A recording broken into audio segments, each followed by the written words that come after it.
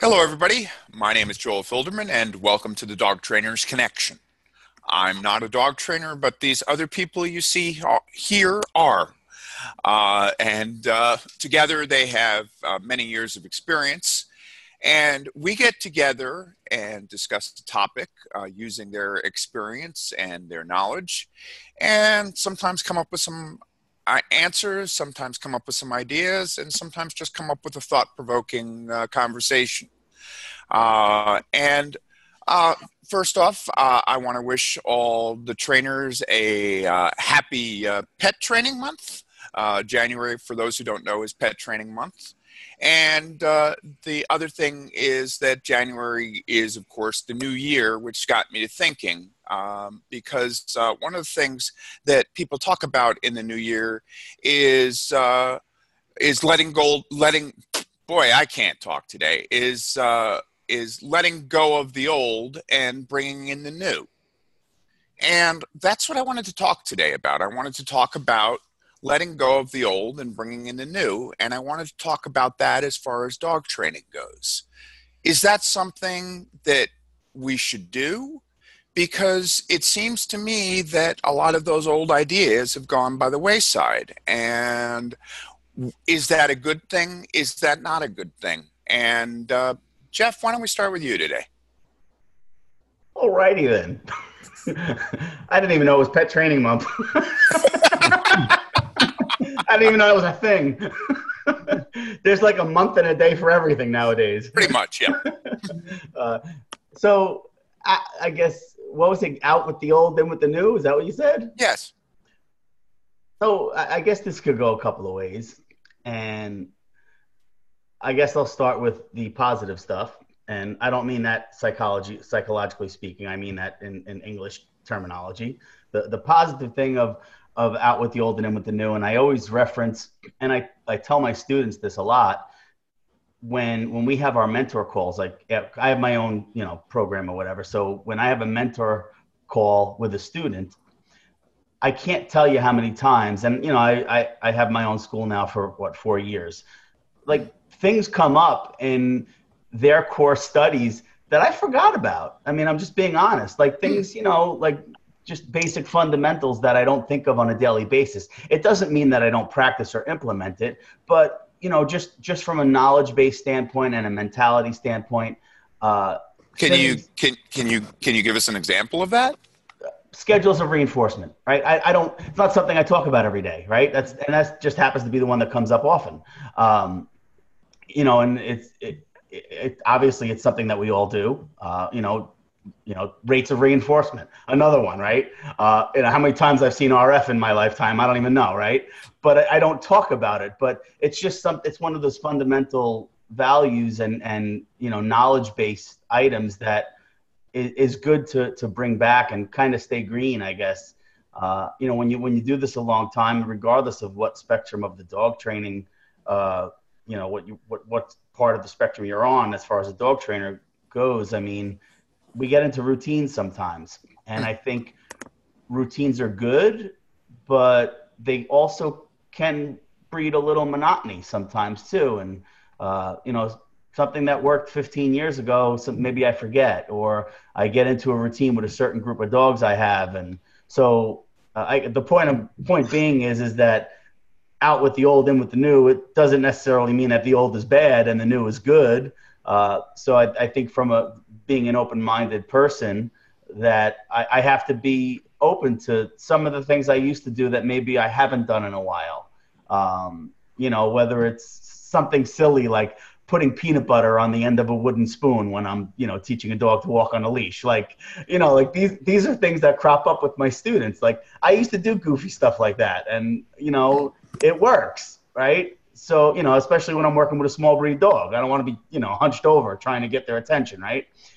So out with the old, in with the new, there's good to that. The flip side of that is, everybody knows, back in the early 90s, I was introduced to dog training very traditionally. And when I say traditionally, I mean everything that you could possibly think of that is associated with traditional dog trainers. That's who I was. And then obviously I started moving away from that, which is good. And those are the old things that I just didn't need in my toolbox, right? And I guess that's part of trial and error. It's depending on how people are raised in their particular field. I mean, I know there's trainers that never touched any kind of training tool in their lives, and that's okay too. But there were some things in my training past that I had to let go of, and I can't say bring in new things, just let go of the stuff that wasn't conducive to what my goals were, which was obviously relationship building. So that's from a dog training standpoint. From a professional standpoint, let go of the stuff that doesn't work for us and focus on the stuff that does. I mean, it's that simple. I mean, depending on what type of training services you provide, Steve and I have had some friendly banter, off the record about, I just can't work with the types of dogs I used to work with.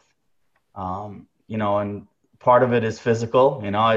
It's a lot harder for me to work with the level of aggressive dogs that I used to work with. And then there's the part of there's the I guess the liability aspect of it too. It's not that I wouldn't, and I don't want to say I won't, because I know better than to say never. But it's one of the things I had to shift away from a little bit too, because it was just where I was at and where I'm at currently. So I don't know if that makes any sense. But has there been a? Go ahead, Barney. I just wanted to ask you, Jeff, when you were saying things you did as a traditional trainer, could you give? My mind is going like, what are some of those things, and what? A lot of compulsion. What would you still do? Excuse me? What did you let go, and what? I was primarily a compulsion trainer. Okay. That's what I was. I don't shy away from it. That doesn't mean I don't use tools anymore. I still use tools. I use them a lot differently and under a different set of circumstances than I used to. Mm-hmm. But I haven't used the metal prong collar in a long time. It's not to say that I wouldn't in the future. I don't know. I mean, I guess that's what my question is today is are you throwing the baby out with the bathwater? Is there some good in those old? Is there something that out with the old, in with the new? Is that necessarily the right thing to do, Steve? My age, I mean, throw out the old. I mean, I just went down the drain real quick. In with the new. Well, this is sort of like real life, because I'm with every pet store having some kid doing training classes and stuff. That's in with the new, but that sort of brings that to my mind. It's that, well, what's really coming around in our profession is a whole lot of people who love the idea of this. They may not have the skill set quite yet, but they're okay. I mean, we didn't all have it in the beginning either. You got to come up from somewhere. Mm-hmm. The problem I'm having is that I guess it's all about, I can't change some things, or I just don't think, like, we can talk about fees and things like that. I mean, I've been around a long time. I charge a lot of money. And I've had a lot of people, thousands of people over the years, pay my fee. Well, it's getting a little tricky out there now, because I used to be a guy that would get referrals from all over, and now I seem to be on a list. They don't just say, call this guy. They say, here's a list. And what these people do is they shop the list to find out what's most economical for them a lot of times. And, it's sort of like trying to fix your own dishwasher. You could try it. You can go to Home Depot and spend some money and see if you can get the parts and develop the skills by watching YouTube and all that. And then you're going to end up calling the guy who knows how to fix it, and you pay twice. A lot of times that's the case, but a lot of times it's not. Because if you have a nice little puppy and you go to Petco, you're probably going to get your needs met. And a guy like me might, loses a little bit that way. Because I'm not going to change my fee, because that would sort of mean I'm messing with my integrity as far as my professional business is concerned. I can't do that. So I find it interesting professionally, when you talk about old and new, now I'm thinking to myself, do I get to a place where I have to develop something like this where I'm going to end up doing consults for folks rather than actually laying my hands on a dog. You know, I mean, is it going to become, I used to do phone consults for money. You know, people would call, you give them 40 minutes, whatever, you bang their credit card, and that's that. And you know, it was okay. Enough people called. They used to get a lot of cat stuff that way. But half of us, I'll bet you, all of us, because we're dog trainers, we get on the phone and we're probably supposed to say, we can't do a thing unless we see the case. That's, I mean, I was trained to say that. Don't talk about it. You don't know. You haven't seen the animal. So therefore, you can't say anything. But that's not really true. And we all know that because we get a lot of people saying, well, this is my problem. And I don't know about you guys, but I'm going to guess you're no different than I am. I'll talk about it on the phone. I mean, I don't know how many problems I have solved just by suggesting certain things to people because I feel like I do charge a lot of money. And do I really want to charge them all that money because the dog doesn't want to come in from the backyard when I could just say, leave a hot dog in the bowl so the dog comes back and finds it. It takes 2 seconds to say that. And the dog runs back in every time saying, I know there's a damn hot dog in that bowl when I get back in that house. I mean, you know, am I going to go to their house really and charge them a lot of money to say that? So I tell them on the phone and I just like, then you did how you, I know I sat in a housebreaking when you did a phone consult. You did a whole phone consult on housebreaking a dog. I remember that. You know, these things, we have experience. If we share that, somebody's going to benefit from that. It's a question of whether we get paid or not as professionals.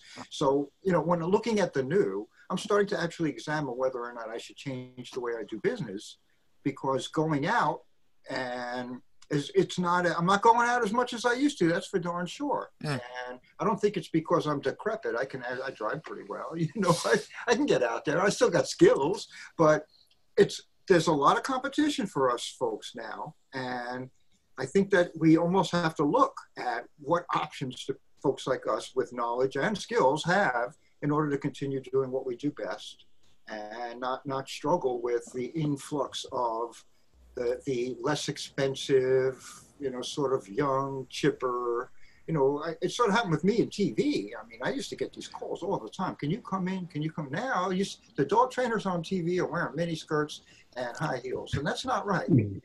I was actually thinking about that, Steve, when you were saying that. I was like, I'm killing you over there. That's not right. Is any part of this that, you know, that it's all these new hip whatever dog trainers who are on TV? I got skinny jeans. I can wear those. I got news for you, Steve. You could probably throw a pair of heels and a short skirt on. You'll be okay. Don't start with me, Jeff. Anything's possible. I'm just saying.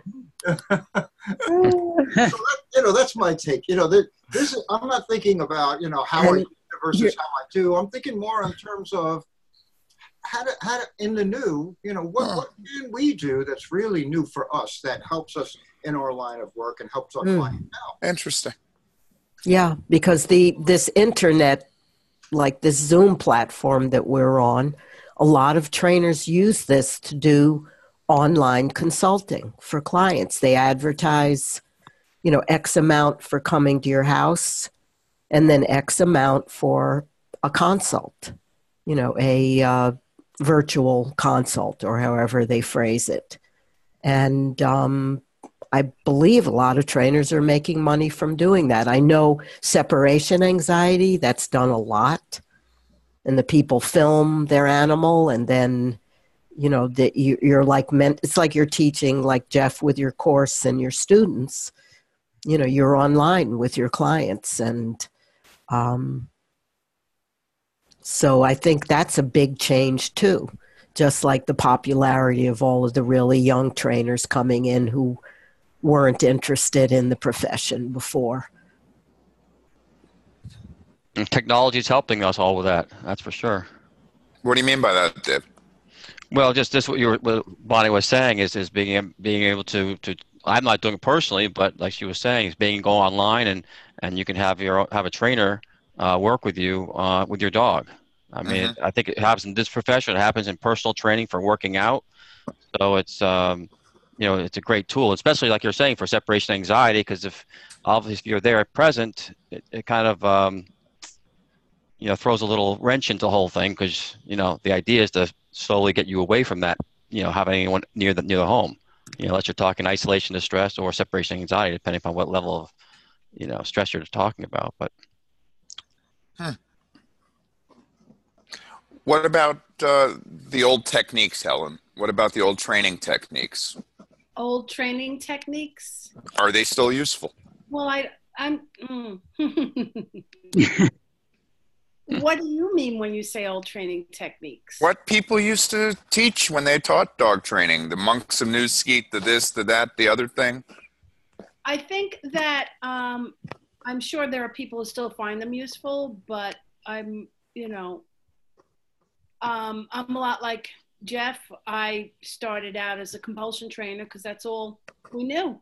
Mm-hmm. And I have moved away from that completely.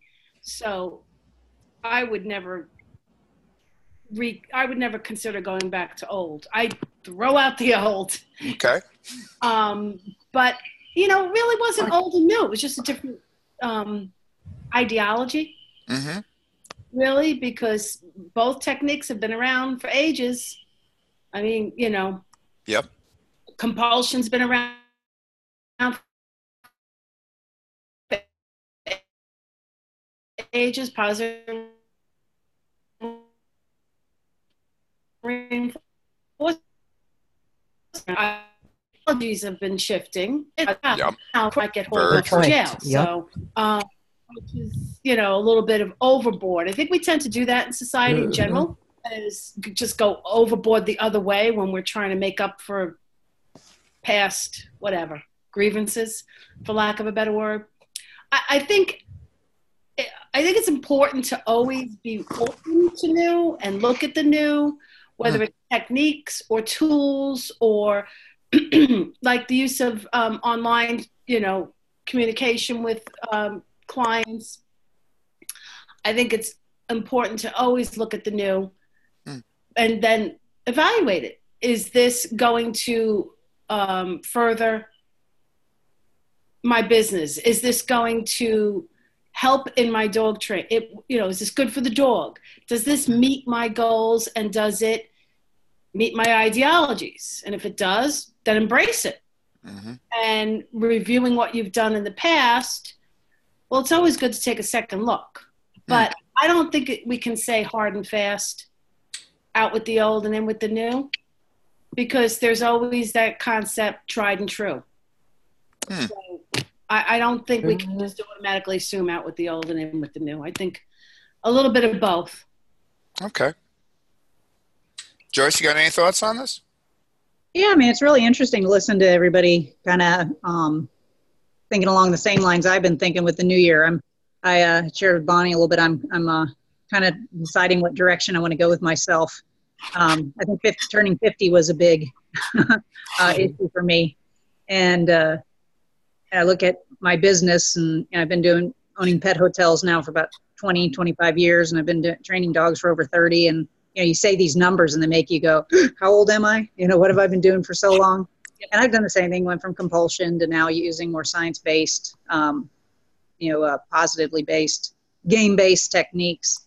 But I find that I don't really know where I belong anymore. I don't know where I fit, because you got all these young trainers coming in, and they take a lot of the business, and some dogs get helped and some dogs don't. I do get a lot of secondhand training jobs because they went somewhere cheaper, and then they come to me and they're like, well, it wasn't addressed. I had a client the other day say they sent their dog away to one of our biggest boot camp trainers around here. She calls herself the Dog Whisperer of Atlanta. And one of her dogs came back injured, and the other one came back sick. And then the third one came back not knowing anything. And they basically ended up not having any success and, demanding their money back. So I get these dogs years later, and she's not willing to do any, have me do any of the training personally, even though I think that would be beneficial because they're so busy. Mm-hmm. But they've already gotten their ideas set as far as we're never doing that again. Sure. So it's a tough one for me, because I feel like the dogs we help, we really do help out. We really see we have a very good success rate here, and I'm frustrated because I feel like we're not hitting enough dogs. We're not getting in and helping enough. And so many are getting injured along the way, whether it's emotionally or physically through other training services. And then I feel like Jeff, feel like I'm too old to deal with all the aggression cases I used to deal with. I just can't physically handle them anymore. And I've developed this fear. It's just like, fear of injury. You're smarter now. You're smarter now. I like all my fingers and, the last I feel so much better that you said that, because I really enjoy my fingers. Yeah. I was watching, for God's sake, I used to enjoy my fingers. Well, I was reading some of Michael's stuff about equipment, and it mentioned something about Kevlar gloves and arm covers, and I'm like, I don't want to end up in body wraps, that where dogs bite me through Kevlar. I just don't think I have it in me anymore. And so I'm trying to decide, do I really even want to deal with aggressive dogs anymore? And do I want to do that kind of work? And so then that leaves me, okay, well, what good am I? How am I different from the other trainers out there? Should my focus be? Where should my direction be? So the out with the old is, it's all old to me. I feel like I've been doing it forever. But I still have a great energy for it. I still love working with the dogs. I still love doing what I do. I just don't know what that is in 2019. And so I'm trying to figure out what is my new, how can I still be very relevant in it? And so, it was nice again to hear Jeff say, well, he teaches students. I'm finding I have an interest in that. I get approached a lot by younger trainers saying, wow, I really want to be mentored by you. So how do I fit that into a program where I'm not, because I see these programs pop up, and I have a really hesitant feeling about these certifications. Are they real? Do they have any meaning behind them? And, because we don't have a standard. There is no standard to what a certification has to go to. And so, if I teach somebody to do what I do and they become very good at what they do, then how do they prove that? What is what title do they get? Or do I worry about titles? And so it's, there's just a lot going on as far as the old and the new. And, there's been a lot with the training field that's, forced that kind of into my head and into my business. So. Well, it's funny you mentioned that, Joyce, because after we're done, I'd like to share with you, I put together a PowerPoint presentation with a slide for each of you, where I guess I felt your specialty, about teaching. And I think that all of the dog trainers here have a knack for teaching and know so much and have a lot to pass on to the new. And just wanted to mention that. I'll share that with you guys later. So, Bonnie, are you saying that you don't necessarily want to toss out the old? I don't want to toss out the old. And no matter, I don't want to toss out the old, even though there are some things that I learned that I'm like, no, I don't want to do, I'm not going to train that way. I'm not going to teach down that way. I'm going to do it a different way. But I also know that when I've needed it if I need to be tougher with a dog physically, or, come on, let's go, or do something that it may flag in my head. Oh my God, am I being harsh? But it's getting the job done, and it's getting from point A to point B. And I think that I think we've all kind of been brainwashed in a way that any kind of, like Helen was saying, it's like, there's so much permissiveness and no discipline that could be done in a very kind and meaningful and even loving way. But you're saying, no, we're not doing that. We're doing this. Let's go. Right. And you can be positive without being permissive, but exactly. And trainers who try to be positive, that's where we get the reputation. What is it? Cookie tossers. They don't know how to be positive without being permissive. Right. And that's the old that does not need to be thrown out. And that's the value of you guys and what what you can teach younger trainers, because you have both experiences and you haven't just, Steve. I'm wondering, you know, here, I'm sure I know we all get this. You know, I got one this morning. I have a hound mix, like to go for trail walks. The dog used to disappear for 5 minutes and come back, but lately she's disappearing for a little bit longer. And I'm getting nervous, you know, about her coming back or coming back safely and all that. She doesn't come when she gets a scent. Can you help me with that? Now, that's a good question. You know, the answer is I don't know. Can I really help you with that? You know, once you take a dog off the leash, all bets are off, right? All bets are off. If a dog is running in drive for something, chasing a deer, got a scent, police dog chasing a perp, you know, this is what separates the men from the boys a lot of times. Like, stop, come, and they stop. They hear you when they're in that mode and they respond. What do you have to do to make that happen? And are you willing to do that? I mean, there's a lot of feelings involved now, emotional stuff. It used to be pretty easy in the compulsion days. You know, put a long line on them and teach them. You know, you want to avoid getting cranked, you turn around when, you know, listen for me, and that's it. How many people are really going to do that? Forget about us. What about our clients? You think our clients are going to they can ask to have the dog trained for off leash, and if you tell them you'll have to do this to maybe get the right response, maybe not. And it's up to them to make that choice. But, you know, there's a lot of, it's not like it used to be. There's a lot more feelings now about, is this fair to the animal to even do this? And then I would say, well, what's the big deal? Put them on a long line and we don't even have to talk about it. Right. Don't take the dog off the leash. Right. But if you want that, if you need that on a professional level, then, you know, I don't know about it. I mean, I could go for the old Volhard thing, and if you really do the add the distractions in a familiar environment, level 1 distraction, level 5 distraction, level 25 distraction, and do, you know, go through the progression of the way to get it done. So, you know, if somebody's knocking on your door, ringing a bell, the dog's blasting at the door, screaming, and you yell come, and the dog stops and comes flying back, that at least that says something good about when you're in that mode, you know, hear me and respond before you go to the park and expect it. And we can, as professionals, we could give them all the positive steps to try to make that happen.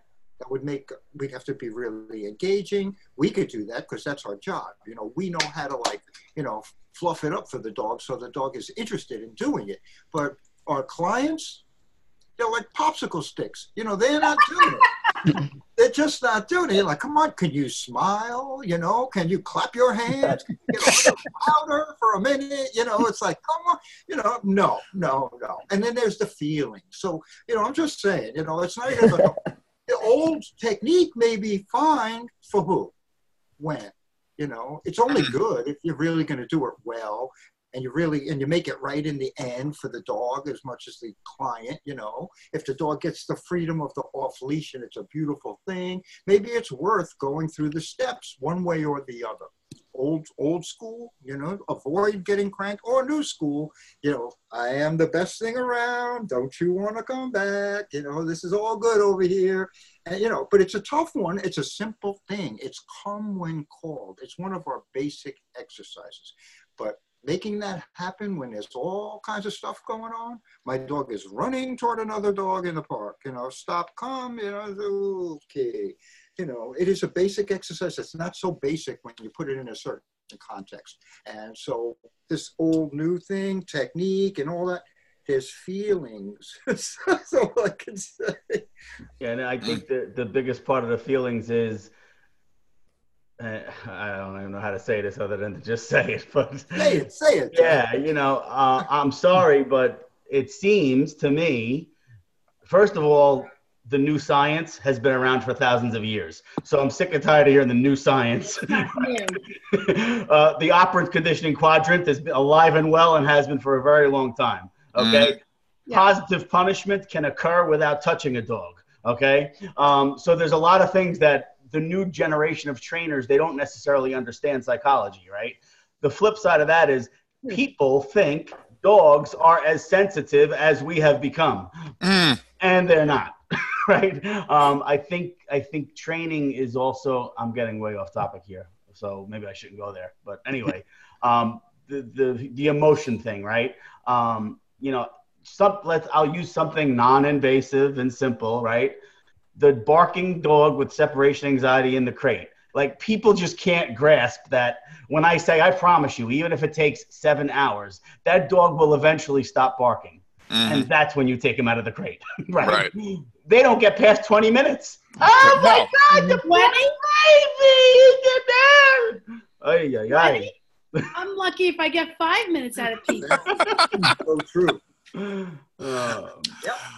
Well, I want to thank you all for a really interesting conversation. It went in a lot of different ways than I thought it was going to. I don't think we exactly came up with any answers, but I think we definitely had a very interesting conversation.